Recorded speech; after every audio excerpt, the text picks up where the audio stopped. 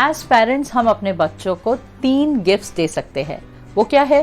पहला गिफ्ट एक अच्छी सेहत, यानी एक अच्छा हेल्थ। आप जिस तरह की खान यानी जिस तरह की न्यूट्रिशन देते हैं, उस तरह से बच्चों के विचार शक्ति बनती जाती है, उनकी पर्सनैलिटी बनती जाती है। दूसरा, एक्शन ओरिएंटेड वैल्यूज़, यानी आप जिस तरह का व्यवहार करते हो, आपका जो बिहेवियर है, उन्हें बच्चे ऑब्जर्व करते हैं और उस तरह का संस्कार जो है वो उन पर पड़ता जाता है। और तीसरा और बेहद इम्पॉर्टेंट गिफ्ट, वो क्या है? Book reading habit. देखिए, बुक रीडिंग एक ऐसा गिफ्ट है जिससे आप अपने बच्चों के लैंग्वेज लर्निंग स्किल्स तो डेवलप करते ही है, मगर उसके साथ साथ एक इम्पॉर्टेंट स्किल है जिसके लिए कोई क्लास नहीं होता। वो क्या है? Listening skills. देखिए, आपने बहुत सारे क्लासेस देखे होंगे बच्चों के लिए, पर्सनालिटी डेवलप करने के लिए क्लासेस, इंग्लिश लैंग्वेज लर्न करने के लिए classes, summer camps, skill based classes, मगर क्या आपने कभी लिसनिंग स्किल्स डेवलप करने के लिए कोई क्लास देखा है? नहीं। वो अपने आप होता है और वो माइंड कंडीशनिंग के थ्रू होता है, और इसमें बुक रीडिंग जो है वो एक अहम हिस्सा प्ले करता है। तो चलिए आज के वीडियो में हम जानते हैं कि ऐसे कौन से एज अप्रोप्रिएट बुक्स है, यानी कौन से मंथ में किस तरह की किताबों को इंट्रोड्यूस करना चाहिए।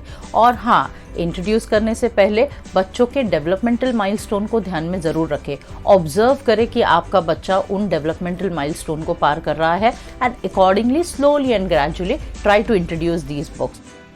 एट 4th मंथ आपका बच्चा बहुत स्माइल करता है, गिगल करता है, आसपास के लोगों से इंटरैक्ट करता है, और हाँ, अपने मम्मी को देखकर बहुत स्माइल करता है और उनके अटेंशन को एंजॉय करता है। और इसी के साथ साथ आपका बच्चा जो है वो साउंड को रिस्पॉन्ड करने लगता है, अलग अलग तरह की जो आवाज़ें हैं उसे देखकर चकित हो जाता है, और साथ ही साथ जो कुछ भी चीज़ें आसपास होगी उसे रीच आउट करने की कोशिश करता है। So they try to grab things. तो ऐसे टाइम पर आप 3 तरह की किताब जो है वो इंट्रोड्यूस कर सकते हैं। वो क्या है? फर्स्ट किताब इज़ अ विजुअल किताब, यानी ऐसे कुछ किताबों को सिलेक्ट करें जिनमें बहुत अच्छे अच्छे कलरफुल इमेजेस है, बिकॉज एट 4th मंथ आपके बच्चे की जो विजन है वो काफ़ी हद तक डेवलप हो सकती है। तो इसीलिए आप ऐसे कुछ किताब लें जिसमें टेक्स्ट कम है। दीज आर बोर्ड बुक्स जो आसानी से मिल जाती है, और बोर्ड बुक्स में कभी भी एक अच्छी चीज़ ये होती है कि एक पेज पर एक ही पिक्चर है, ज़्यादा टेक्स्ट नहीं है, ओनली 1 or 2 टेक्स्ट। ऐसे किताबों में इन्वेस्ट करें। सेकंड किताब क्या है? सेकंड किताब है टच एंड फील किताब। अब टच एंड फील किताब इसीलिए क्योंकि आपका बच्चा जो है वो सब कुछ चीज़ों को हाथ लगाना चाहता है, वो उसे फील करना चाहता है। तो ऐसे टाइम पर हम कई बार बहुत कॉशियस हो जाते हैं कि बच्चे कुछ उठा के खा ना ले, तो इसीलिए टच एंड फील बुक्स जो है वो बहुत सेफ होती है, and it is on a hygienic side also. You can go for a clock book. Tactile books होते हैं जिसको आप सिलेक्ट कर सकते हो, जिसमें बहुत सारे ऑब्जेक्ट्स हैं जिसे बच्चे को वो फील कराया जा सकता है टच करके। तो ऐसी किताब में आप इन्वेस्ट कर सकते हो। एंड हाँ, थर्ड बुक है म्यूज़िक बुक्स। म्यूज़िक बुक्स अलग अलग वेरिएशंस आते हैं म्यूज़िक बुक के। हाँ, 4th मंथ में किस तरह की बुक्स को इंट्रोड्यूस किया जा सकता है उसका एक डेमो वीडियो मैं आपको शेयर कर रही हूँ। अब इसमें 2 चीज़ है। इस वीडियो में मैं आपसे जनरल किताबों के बारे में बात करूंगी, एंड अगर आप उन किताबों के डिटेल्स को समझना चाहते हैं तो डिस्क्रिप्शन बॉक्स में एक अलग सा लिंक छोड़ रही हूँ, जिससे आप उन किताब में क्या क्या है, उसके क्या डिटेल्स है, वो आप देख सकते हो। तो चलिए शुरू करते हैं आज के बुक्स के बारे में डिटेल। जब भी स्टोरी बुक्स की बात करते हैं तो I relate it to my childhood memories when my grandfather used to narrate these stories in a most dramatic way with lot of voice modulation. And इस वजह से ये स्टोरीज इतनी इंटरेस्टिंग लगती है कि आज भी मुझे ये जो स्टोरीज है वो याद है। एंड स्टोरीज की जब बात करें तो स्टोरीज को आप किस तरह से नरेट करते हैं, that will create an impact. तो इसीलिए स्टोरी बुक्स जो है वो ज़रूर हिस्सा बनाए अपने 4th मंथ के बच्चे के लिए। अब आप बोलोगे कि 4th मंथ के बच्चे को स्टोरीज कहाँ याद रहेगी या स्टोरीज क्या समझने वाला है।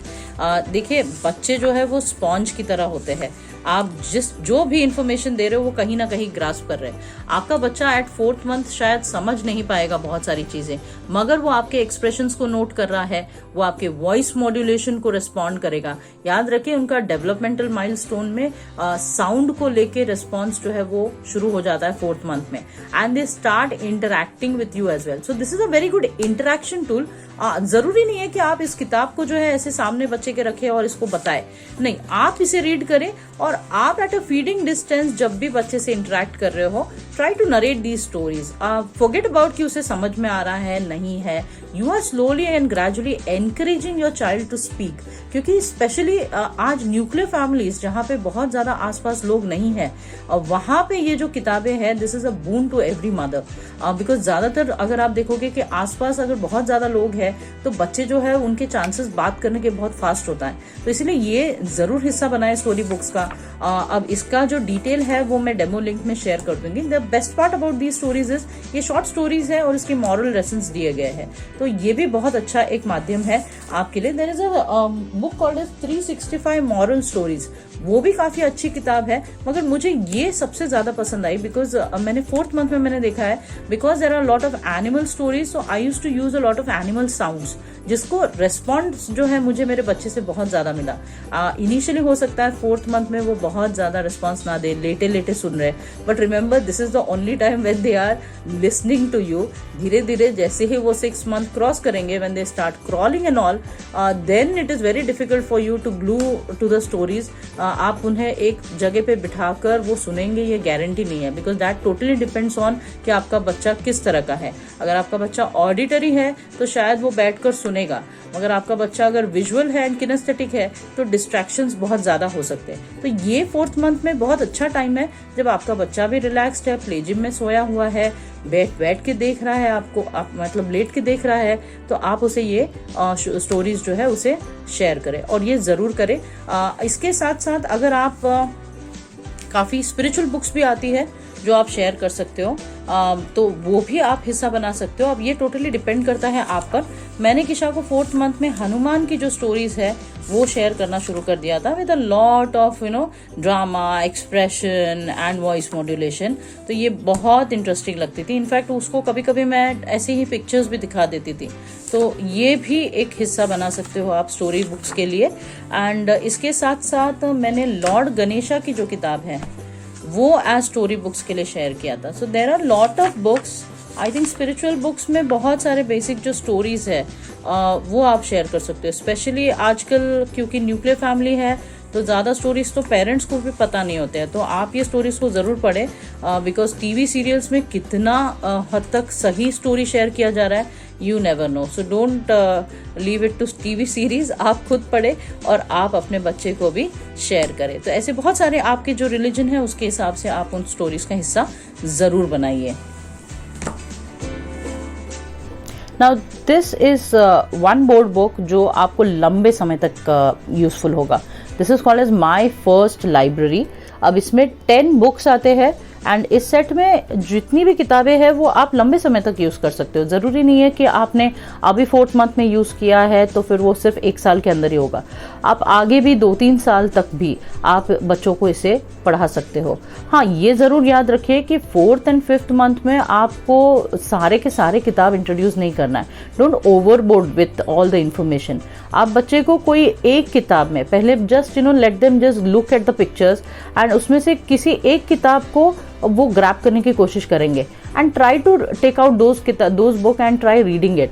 एंड इसका टाइम फ्रेम जो है वो 15-20 मिनट से ज़्यादा नहीं रखिएगा।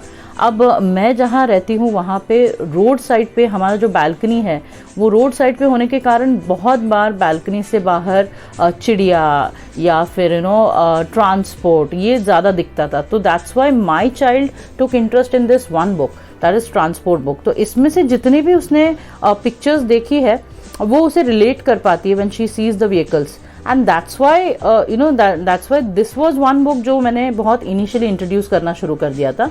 And then I have placed this book in the order of interest. जैसे धीरे धीरे उसे बर्ड्स, मॉर्निंग में हम उसे वॉक पे लेके जाते थे तो she used to look at the birds and वो बर्ड्स को रिलेट करती थी। That's why we started showing birds का बुक भी, and then slowly gradually she got interested in the animals. तो wild animals and farm animals जो है वो ज़्यादा दिखाने लग गए थे हम। एंड धीरे धीरे ग्रेजुअली जैसे जैसे उसका इंटरेस्ट बढ़ते रहा, जैसे जैसे she started observing here and there, तो फ्रूट्स एंड वेजिटेबल्स ऐसे हम दिखाते जाते थे। आज तक भी मुझे नहीं लगता कि मैंने ये जो पूरा सेट है इसे कंप्लीट किया है। I think I have just touched 1, 2, 3, 4 and 5 and 6 these books. And आज मेरी बच्ची जो है वो 1 साल की है, तो अभी तक भी मैंने ABC तक तो हम नहीं पहुँचे हैं। तो ज़रूरी नहीं है कि ये सारे जो किताब है या आप 1 साल में या 2 साल में कंप्लीट करोगे। Every child is different, that child will take time and accordingly let them slowly and gradually grasp it. तो जल्दबाजी ना करें। एंड येस, टाइम फ्रेम जो है वो सिर्फ 15 मिनट्स का रखे, उससे ज़्यादा नहीं रखे। कोई भी किताब कि पूरे दिन में आपको 15 या 20 मिनट तक ही किताब बताना है। अच्छा, 4th मंथ में tummy time is the best time, जब आप बच्चे को एंटरटेन कर सकते हो इन बुक्स के थ्रू। चलिए बात करते हैं टच एंड फील किताब की। अब टच एंड फील का किताब मेरे पास बहुत सारी है, because my baby loves touch and feel books, and अलग अलग मंथ पे मैंने अलग अलग बुक्स जो है वो इंट्रोड्यूस करे हैं। अब ये जो टच एंड फील है ये 4th मंथ में मैंने इंट्रोड्यूस किया था। अब इसमें बहुत सारे अच्छे एनिमल्स हैं। अब ये एनिमल्स में ऐसे दिया हुआ है टच एंड फील करने के लिए। नाउ देयर इज अ वूल, तो एक्चुअल वूल का जो फील है वो आपको इसमें मिलेगा। सो एनकरेज योर चाइल्ड, उनकी नन्हे नन्हे उंगली जो है उसे लीजिए और उन्हें ये फील कराइए। एंड स्पेशली पैंडमिक में मुझे ये बहुत यूज़फुल रहा है ये किताब। We could not go out much, तो मैंने बहुत ज़्यादा ये टच एंड फील बुक्स खरीद के रखे थे अलग अलग लेवल पे। अब ये छोटी थी 4th मंथ में, तो I have use this. So whenever you are in a cosy environment, आप आराम से बैठे हो, बच्चे के साथ बैठे हो, आपका मी टाइम है, उसे गोद में लीजिए और ये किताब लीजिए और उसे फील कराइए ये किताब। अब इसमें बेसिक चीज़ें हैं, जैसे ग्रास है तो ग्रास को इस तरह से शिमरी दिया हुआ है। Then there is chimpanzee, so use that those sounds and आप उसे टच एंड फील किताब भी दिखा सकते हो। So these are some basic animal.